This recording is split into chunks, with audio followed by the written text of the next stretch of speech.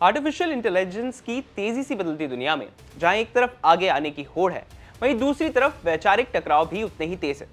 हाल ही में India AI impact summit 2026 के मंच पर एक ऐसा पल कैद हुआ जो सोशल मीडिया पर वायरल हो गया और एआई इंडस्ट्री की अंदरूनी राजनीति को उजागर कर गया।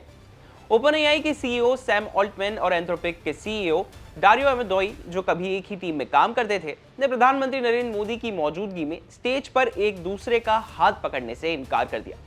ये छोटा सा इंसिडेंट एआई की सुरक्षा बनाम तेज विकास की बहस को फिर से सुर्खियों में ले आया है। ये समिट, जो भारत को ग्लोबल एआई हब बनाने के उद्देश्य से आयोजित किया गया था, कि चौथे दिन की घटना ने दुनिया भर के टेक एक्सपर्ट्स और नीति निर्माताओं का ध्यान खींचा। पीएम मोदी के साथ स्टेज पर कई बड़े टेक लीडर्स मौजूद थे जो एआई के भविष्य पर चर्चा कर रहे थे।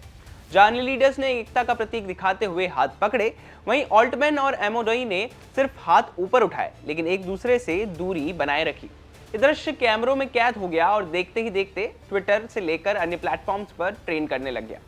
लोगों के मन में सवाल उठने लगे, आखिर इन दो दिग्गजों के बीच ऐसी क्या अनबन है।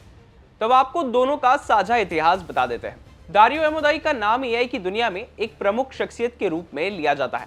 वे कभी ओपन एआई की कोर टीम का हिस्सा थे, वही टीम जिसने चैट जीपीटी जैसे क्रांतिकारी प्रोजेक्ट्स की नींव रखी। 2021 तक अमेदोई और उनकी टीम ओपन एआई में सैम ऑल्टमैन के साथ कंधे से कंधा मिलाकर काम कर रहे थे, लेकिन वैचारिक मतभेदों ने इस साझेदारी को तोड़ दिया। अमेदोई ने ओपन एआई छोड़कर एंथ्रोपिक नाम की एक नई एआई कंपनी की स्थापना की, जिसका फोकस एआई की सुरक्षा पर केंद्रित है। अमेदोई के ओपन एआई छोड़ने की मुख्य वजह थी एआई के विकास में सुरक्षा का अभाव। उनका मानना था कि एआई बहुत तेजी से आगे बढ़ रहा है, लेकिन इसके जोखिमों जैसे गलत इस्तेमाल, डेटा प्राइवेसी और अनियंत्रित विकास पर पर्याप्त ध्यान नहीं दिया जा रहा। ये एआई को अधिक नियंत्रण और सख्त नियम के साथ आगे बढ़ाने के पक्षधर थे। वहीं सैम ऑल्टमैन की सोच पूरी तरह अलग थी। ओपन एआई ने तेजी से प्रोडक्ट्स लॉन्च किए, चैट जीपीटी को आम जनता तक पहुंचाया, बिजनेस मॉडल विकसित किया और एंटरप्राइज टूल्स पेश किए। उनका मकसद था कि ज़्यादा से ज़्यादा लोग एआई का इस्तेमाल करें, फीडबैक लें और सिस्टम को बेहतर बनाएं। ये अप्रोच ही दोनों के बीच पहली बड़ी दरार की वजह बनी। समय के साथ ये वैचारिक लड़ाई बिजनेस और ब्रांड की टक्कर में बदल गई। एंथ्रोपिक ने खुद को सेफ्टी फर्स्ट कंपनी के रूप में पोजीशन किया, जहां एआई के विकास में सुरक्षा को सर्वोच्च प्राथमिकता दी जाती है। दूसरी ओर ओपन एआई ने स्केलिंग पर फोकस रखा, यानी एआई को बड़े पैमाने पर लोगों तक पहुंचाना। हाल के महीनों में दोनों ही कंपनियों के बीच विज्ञापनों और मार्केटिंग को लेकर भी तनातनी देखी गई। एंथ्रोपिक के कुछ पब्लिक कैंपेन पर सैम ऑल्टमैन ने खुलकर नाराजगी जताई, जिसके बाद प्रोफेशनल बयानबाजी का दौर शुरू हो गया। अब बात करते हैं कि समिट में क्या हुआ। एक छोटा पल, बड़ा संदेश। India AI impact summit 2026 Bharat के लिए एक महत्वपूर्ण आयोजन था, जहां पीएम मोदी ने एआई को देश की विकास यात्रा का हिस्सा बनाने पर जोर दिया। समिट के दौरान स्टेज पर टेक लीडर्स की एकता दिखाने का मौका था, लेकिन ऑल्टमैन और अमेदोई के बीच की दूरी ने सबका ध्यान खींचा। एक्सपर्ट्स का कहना है कि ये कोई पर्सनल झगड़ा नहीं था, बल्कि दो अलग अलग सोचों की टकराहट थी। एक तेज ग्रोथ और यूजर रीच की, दूसरी धीमी लेकिन सुरक्षित प्रगति की। यह घटना इसलिए भी महत्वपूर्ण है क्योंकि दुनिया भर में सरकारें और कंपनियां एआई को लेकर नीतियां बना रही हैं।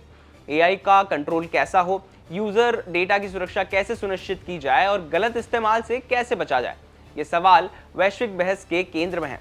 ओपन एआई और एंथ्रोपिक जैसे बड़े प्लेयर्स की सोच इन नीतियों और बाजार को प्रभावित करती है।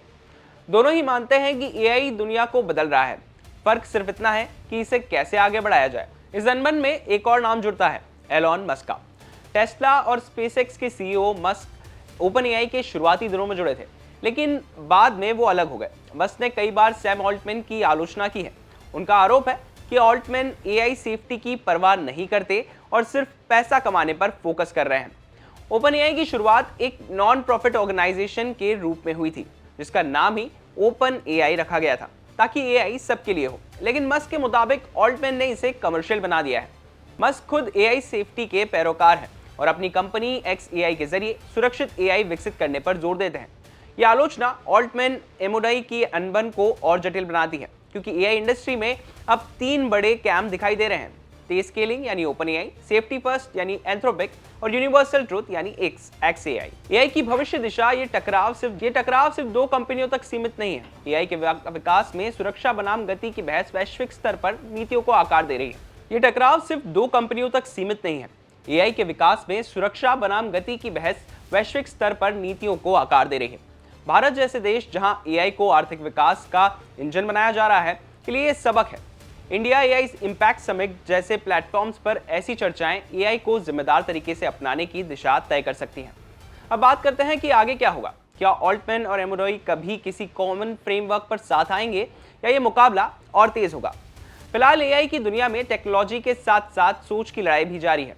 यह घटना हमें याद दिलाती है कि एआई का भविष्य सिर्फ कोड और एल्गोरिदम्स नहीं बल्कि मानवीय मूल्यों और निर्णयों पर भी टिका है। बिजनेस जुड़ी बाकी तमाम खबरों के लिए आप देखते रहें विस्तार।